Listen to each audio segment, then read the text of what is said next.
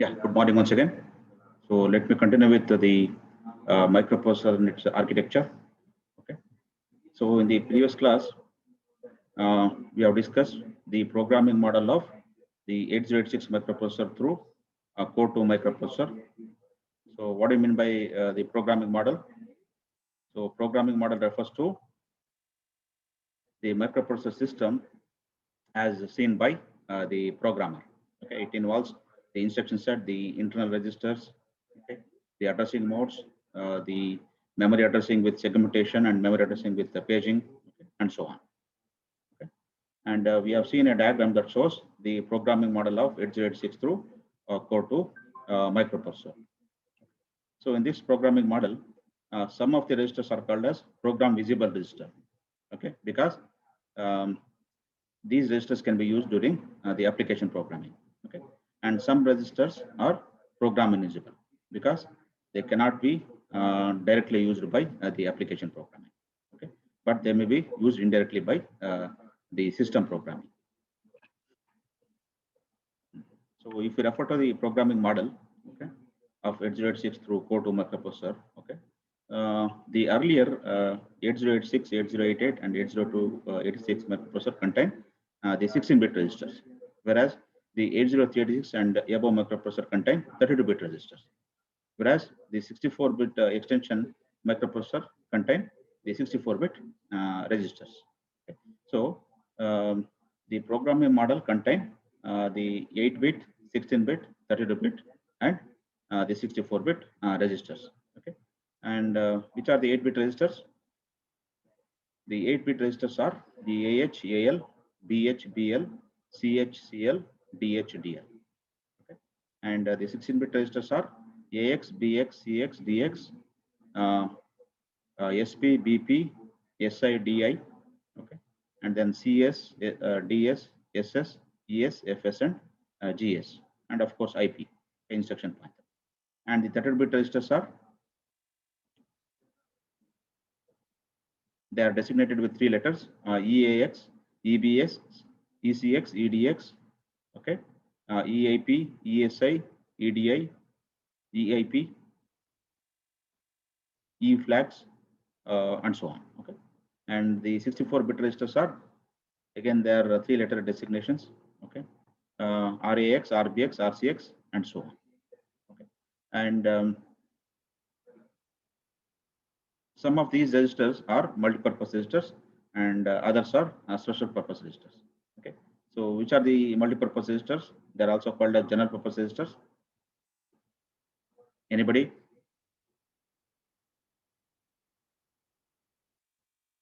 So they are called a general purpose register because they can be used for almost any purpose. Okay, so they are RAX, RBX, RCX, RDX, okay, RBP, okay, and RSI, RDI, and so on. Okay, and the special registers, special purpose registers are EIP. IP stands for instruction pointer. Okay, and then ESP. SP stands for stack pointer. Okay, and the R flags. Okay. So today we will discuss this R flags register. Okay. So the agenda of this class is uh, discussion on the R flags register. Okay. So what this R flags register indicates? It indicates um, the condition of the microprocessor, okay, and controls its operations. Okay, and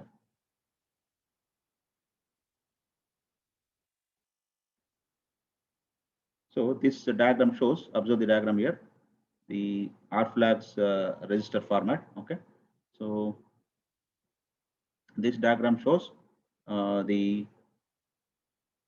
various flags defined in all the versions of microprocessor. Okay, you observe here 8086, 8088, and up to 80188. Okay, we have these flags.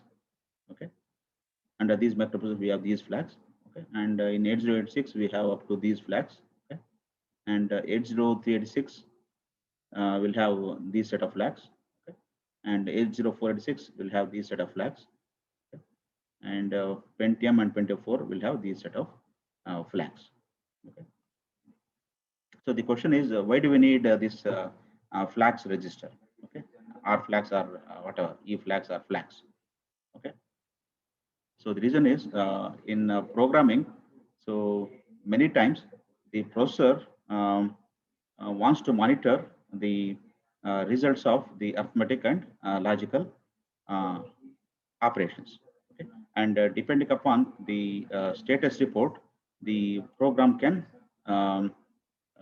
execute the particular block of code. Okay, or it can perform, the program can perform a particular class, a particular task.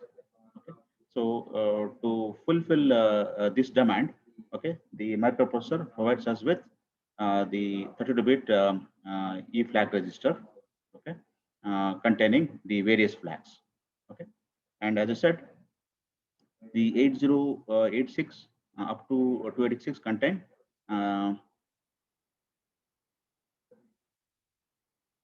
the 16-bit flag register. Okay, whereas 80386 and above contain 32-bit E flags.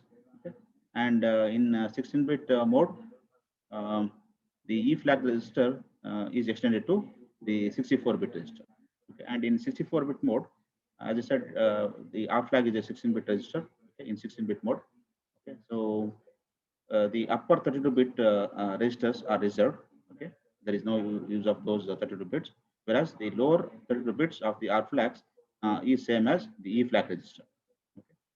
If you observe the diagram here, no, okay.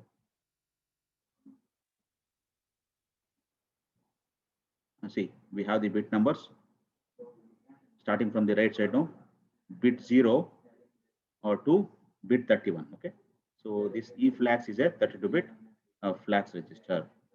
Okay,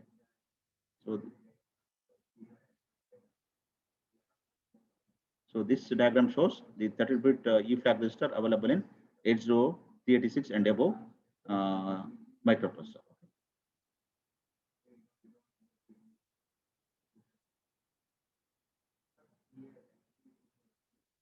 So this diagram, as I said, defines the various flag. Okay, flag is nothing but a flip flap. Okay, flag is simply a flip flap that can represent one bit of information. One bit in the sense 0 or 1. Okay, and the names of these various flags are like this. Okay, so bit 0, observe the diagram. Bit 0, carry flag.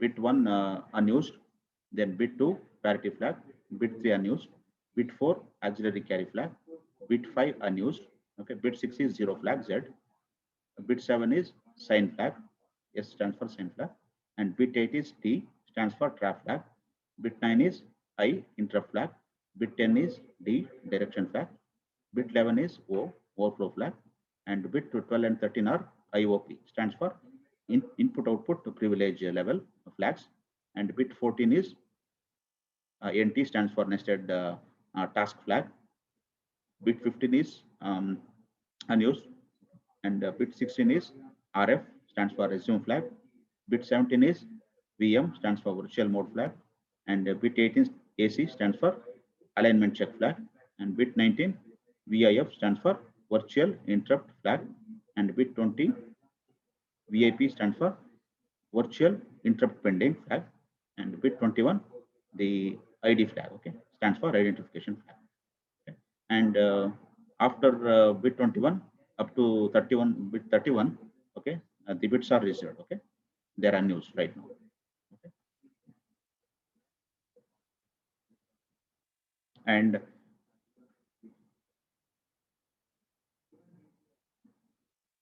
these flags are grouped into three categories, which are those: the status flag, the control flags, and the system flags, okay, according to the usage.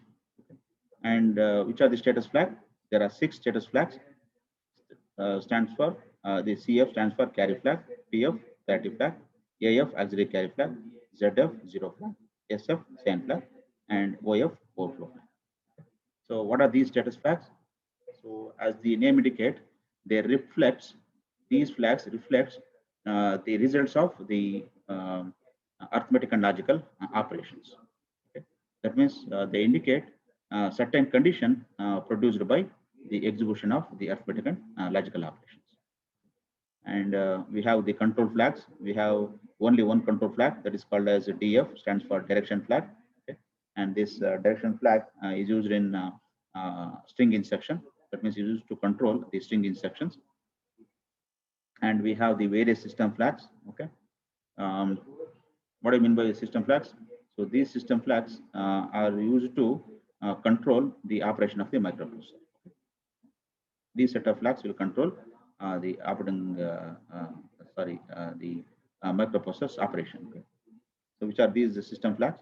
We have TF, trap flag, IF, interrupt flag, IOPL, input output privilege level, NT, nested task, RF, resume flag, VM, virtual mode flag, AC, alignment check, VIF, virtual interrupt flag, VIP, virtual interrupt pending, and IDs, identification flag. Okay.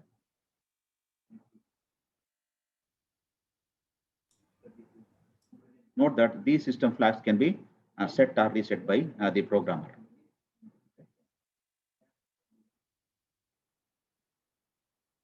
And whereas these data flags are set or reset during the execution of the arithmetic and logical operations. Any doubts, students, with respect to the R flag? So do we specifically have to remember all these things? Pardon?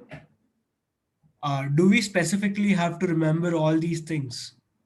Yeah, flags names you need to remember. Okay, sir. Based on the settings of these flag register, no? Okay. No need of remembering these system flags, no? But we need to remember these status flags and control flags. Okay, that is needed while programming, no? So based on the condition of these flags, we'll jump to the other part of the programs. Okay, so then you need to know the status of these flags, especially status flags and control flags. Just remember the status flags and control flags. That is enough. System flags is not much needed. Okay, so let us discuss each of these flag bit in detail along with their function. Okay. So first bit 0 is carry flag. Okay. So observe the diagram here. Bit 0, bit numbered 0 is called as the carry flag. Okay. C means carry flag. When this flag will be set or reset? So carry flag set if the last arithmetic operation carried or borrowed a bit beyond the size of the register. Okay. So if you observe the diagram here, no. So this is a 1-bit number. Assume that this is 1-bit number. Okay. It is numbered as a bit D02, bit D7. That is D0, D1, D2, D3, D4 in binary. Okay. 1-bit number in binary form. Okay. And we'll call the leftmost bit as the most significant bit. This you already know. Bit D7 is most significant bit, MSB, and bit D0 is the least significant bit, LSB. Okay. Assume that if this is a number, okay. So are the results of an number resulted from the arithmetic and logical operations. Then this carry flag is set if there is a carry out of this MSB, okay, most significant bit, okay, of the result an addition, or if there is a borrow into this most significant bit of the result on subtraction. Okay, say for example, consider this. We want to add the numbers 15 and 20. What is it?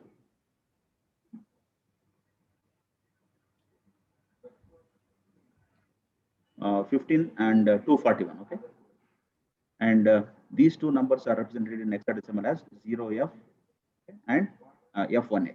Okay. Here H stands for the hexadecimal number. So basically, we want to add the two H digits, 0FH and F1H. Okay. So for easy understanding, what we'll do, we'll write these hexadecimal numbers in the binary form. Okay. So 0F, first the number 0F. So how it is written in binary form? 0F is an 8-bit number. Okay. So as I said, in hexadecimal, a digit is grouped into 4 bits. Okay. So first this 0f. Okay. So how this 0 is written? 4 bits. 0 0 0 0. And how this f is written? 1 1 1 1. RR1. Then this is 0f. And how this f1h is represented in binary form? F is 1 1 1 1. That is 4 bits. And 1 is 0 0 0 1.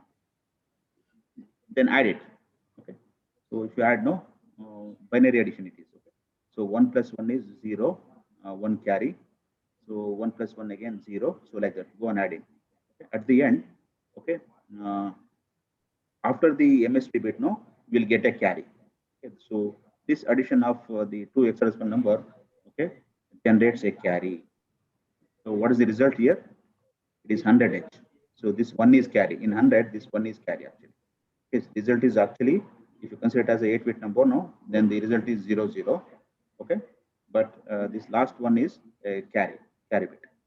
Okay, then what happens immediately after performing this addition of two hexadecimal number? Then the carry flag will be set. Then CF will be set to 1. Okay. Have you understood this one? How the carry flag is set during the arithmetic operation? If there is no carry, then this carry flag will be reset. Okay, that is CF is equal to 0. So this carry flag is set if there is a carry out of this MSB bit of the result on addition, or if there is a borrow into this MSB of the result on subtraction. Okay. So the next flag, okay, the next flag is the parity flag, which is that bit number. So bit number 2 is reserved for the parity flag. Okay, so when this flag will be set or reset, so this flag is set if the number of set bits in the least significant byte is even. That means the parity flag is set if the lower byte of the result of an arithmetic operation contains even number of ones. Otherwise, it is 0. Okay, that means the PF is equal to 1 if there is even number of ones in the lower byte of the result. Okay, otherwise the PF is equal to 0. 0 means reset. Set means 1, reset means 0. Okay. So in order to illustrate this, consider this example. Okay. Yeah. Again, we'll assume that we want to add these two hexadecimal number BCH and 91H. Okay. And for simplicity, we have transformed these two numbers into binary form. So B is 1011 and C is 1100 and 9 is 1001 and 1 is 001. So add these two, do the binary addition.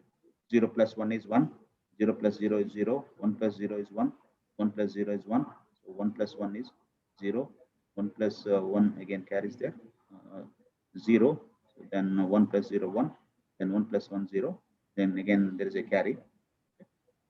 So this is the result. So what is the result of addition of these two hexadecimal number? It is 4DH. Okay. So 0100 is 4 and 1101 is D.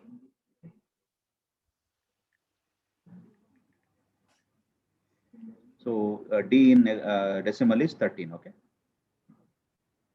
So this is the result is byte, isn't it? Because we are adding byte numbers, okay, 8-bit numbers. So the result is the byte. Okay. Then what is the status of this parity flag? Parity flag will be set to 1 because check how many number of ones are there in the result. How many number of ones? 1, 2, 3, 4 in the result. Okay, you exclude this carry. Okay, there are 4 ones, isn't it? Then there are even number of ones. 4 means even number, isn't it? So parity is nothing but parity is the number of ones in the number represented as even parity or odd parity. Now this is even parity, okay, because we have even number of ones, okay, in the result. So then PF will be set to 1. Then another example that illustrate when the parity flag will be reset. Okay. So again, consider the addition of these two numbers BC and 11H. Okay. So these are the binary form of these two numbers, and this is the result of adding these two numbers CDH. Okay. So count the number of ones in the result. So how many ones are there? 1, 2, 3, 4, 5. 5 ones are there. Then it is add parity. Then obviously the parity flag will be reset. It is set to 0. Okay, so that is about the parity flag. Then the next flag bit is auxiliary carry flag. Okay, where do you find this? It is bit 4. Okay. So observe the diagram here. So bit 4 is A, stands for the auxiliary carry flag. So when this flag will be set or reset? So this auxiliary carry flag is set when there is a carry from bit 3 to bit 4. Okay, that means when there is a carry from lower nibble to higher nibble. Nibble is nothing but a group of 4 bits. Okay. So this auxiliary carry flag is set if there is a carry from bit 3 to bit 4 on addition. Okay, or if there is a borrow into borrow between bit 3 to bit 4 in case of the subtraction.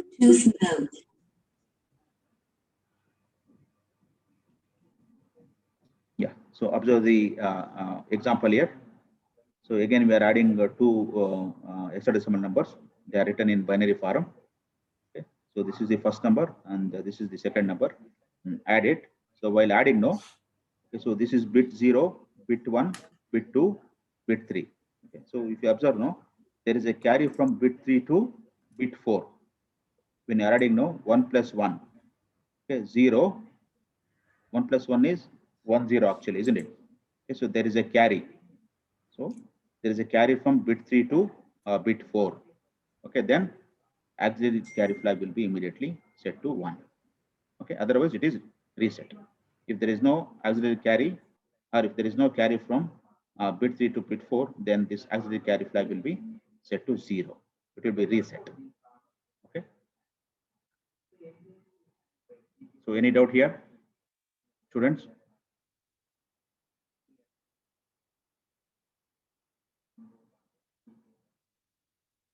No doubts? Are you getting now? Please respond. Yes, sir. Yeah, you are getting. Yes, sir. Yeah. Then the next flag is 0 flag. Okay. So bit 6 is 0 flag in the flag register. So what it indicates? So it indicates that the result of an arithmetic and logical operation is 0. That means when this flag will be set, it is set if the result of an operation is 0. Otherwise, it is reset. So in order to illustrate this, consider again one example.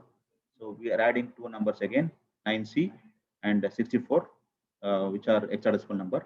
So H after the number indicates that it is a hexadecimal number. Okay, don't get confused. Okay. So for easy understanding, write them in binary form. So 9 is 1001. Okay, so 8 plus 1 is 9, and C is 1100. Okay, C is in decimal is how much? 12. Okay, and similarly 64. So 0110. So this is 4 plus 2 6. 6 is then 4 0100. It is 4. Okay. So add these two. So if you add now, you will get the result as 0 0.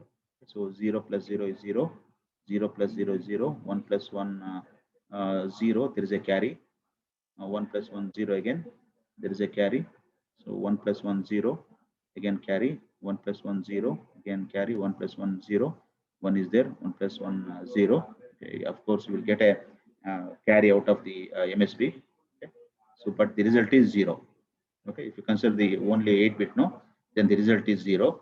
So result is 0 0 H. Okay, then since the result is 0, result of the operation is 0, then the 0 flag will be set. So 0 flag ZF is equal to 1 since the result is 0. Okay. So otherwise, the 0 flag will be reset.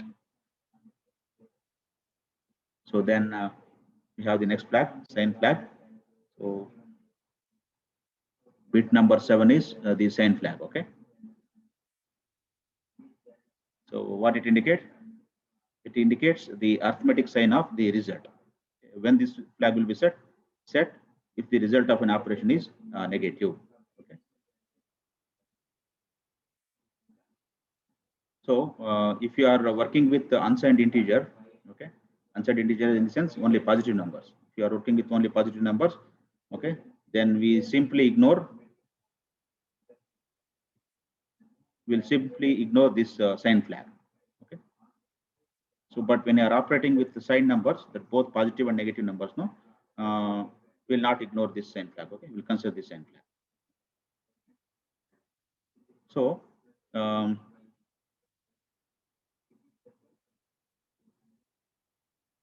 suppose if the MSB of the result contains 1, okay, then this sign flag will be set to 1.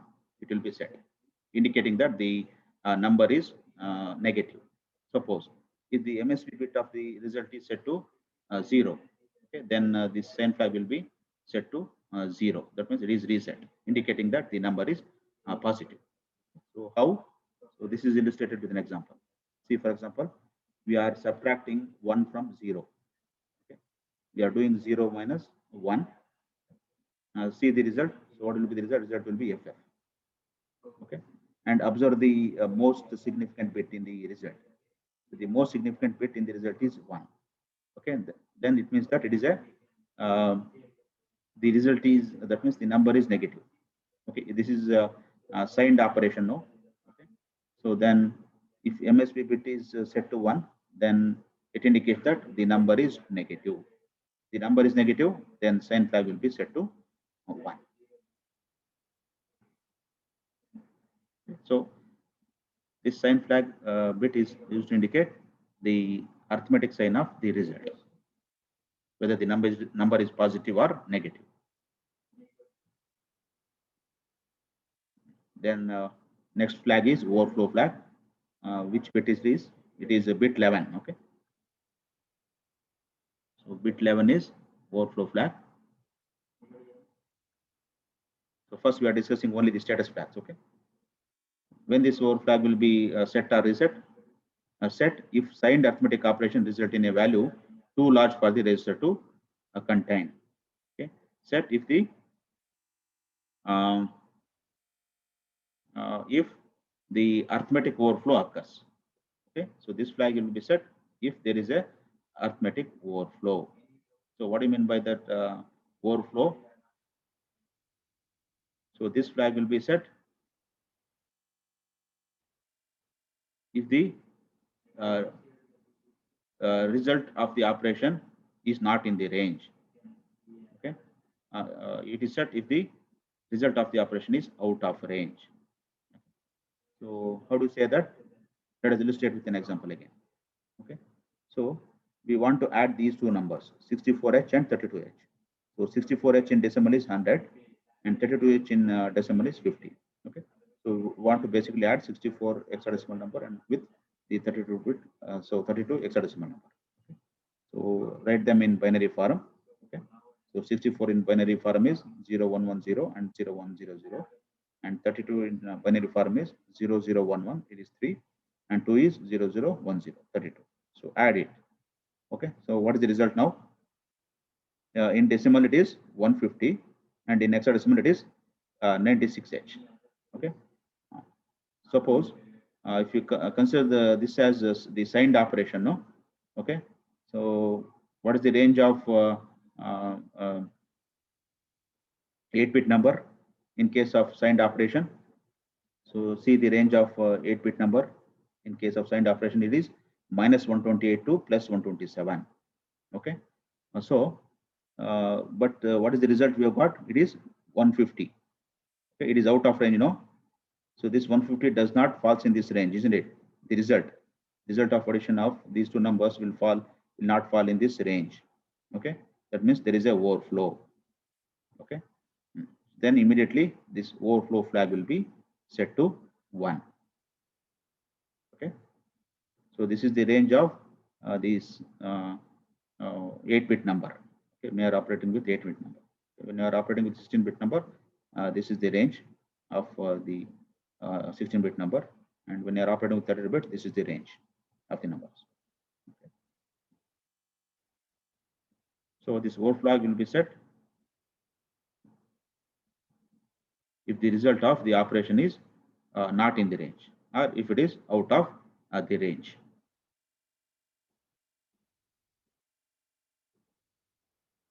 Any doubt here, students?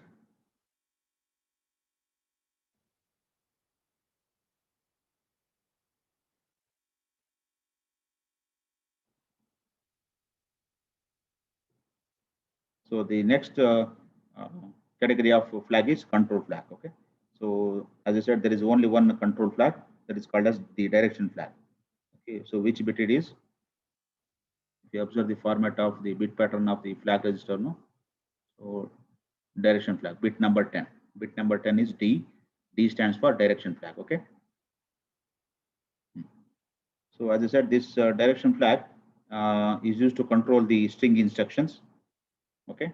So if this direction flag is set, okay, then the string operations will decrement their pointer rather than incrementing it, reading memory backwards. That means if the direction flag is set, then the string bytes, okay, are accessed from the higher memory address to the lower memory address. Okay, and if this direction flag is reset, that means if df is equal to 0, then the string bytes are accessed from lower memory address to the higher memory address. That is reverse. As you know, that string is nothing but a sequence of characters. Okay, a character is nothing is stored as 1 byte. Okay.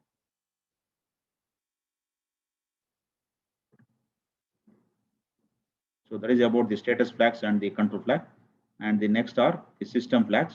Okay, so these are the system flags we have. First one is the track flag. TF stands for track flag. Okay, so which bit it is? Bit number 8. Bit number 8 is trap flag. T stands for trap flag. So when this flag will be set if step by step debugging is enabled. That means this trap flag is used in debugging. Whenever you want to debug a program, no, so this flag will be set actually. Okay, so if this trap flag is set, then the program can run in the single step mode. Okay, single step mode in the sense the instructions in the program are executed one at a time. Okay, one instruction at a time. So that is nothing but the single step mode. Then the next flag is the interruption flag. It is bit number 9. So observe this bit in the flag register. Bit number 9 is I. I stands for the interrupt flag. Okay, IF or I, whatever. Okay, so this flag is used to enable or disable the interrupts. So interrupt is nothing but a signal sent to a processor that will stop the current activities of the processor and jumps to perform a specific task. Okay, so that is the definition of the interrupt. Okay, so if this interrupt flag is set, okay, then the maskable interrupts in the microprocessor are enabled. Okay. That means interrupt flag indicates that the system interrupts can occur if it is set. So then the next flag is IOPL, stands for input output privilege level field. Okay, so 2 bits are reserved for this flag, bit number 12 and 13. So if you observe the diagram now, bit number 12 and bit number 13, okay, reserved for the input output privilege level 0 and input output privilege level 1. Okay, 2 bits.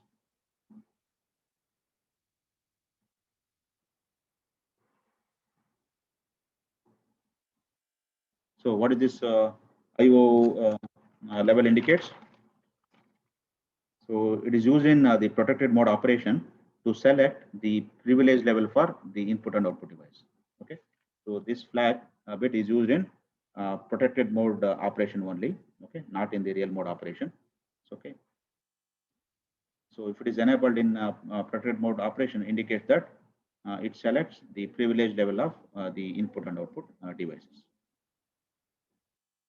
So then the nested task flag stands, it is called NT. So bit number 14, see the bit number 14 here. So NT stands for nested task. Okay. So this nested task flag indicates that the current task